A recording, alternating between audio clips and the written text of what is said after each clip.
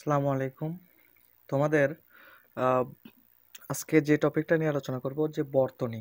এই বর্তনী জিনিসটা আসলে কি? বর্তনী জিনিসটা হলো, এখানে ধরো একটা রোধ সংযুক্ত করা আছে,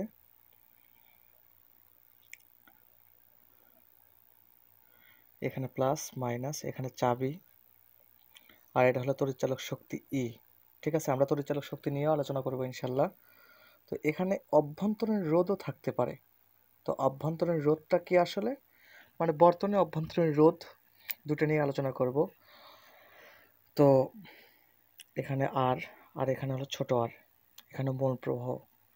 তো বর্তনী হলো তড়িৎ প্রবাহ চলার, এই তড়িৎ প্রবাহ চলার সম্পূর্ণ পথকেই বর্তনী বলা হয়। ঠিক আছে, একটা বর্তনীতে অভ্যন্তরীণ রোধ থাকতে পারে, নাও থাকতে পারে।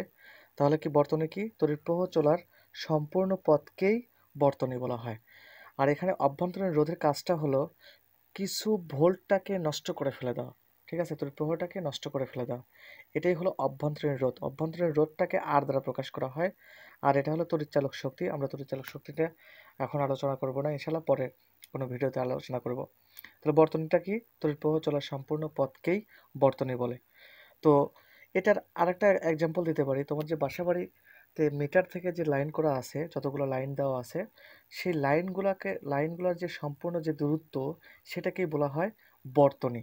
ঠিক আছে, আশা করা যায় তোমরা বর্তনী বিষয়টা খুব ভালোভাবে বুঝতে পারছো। এই বর্তনী কথাটা বারবার ইউজ করা লাগবে, এই কারণে বর্তনী জিনিসটা আলাদাভাবে আমি বোঝানোর চেষ্টা করলাম। তো ধন্যবাদ, সবাই ভালো থাকো, আল্লাহ হাফেজ।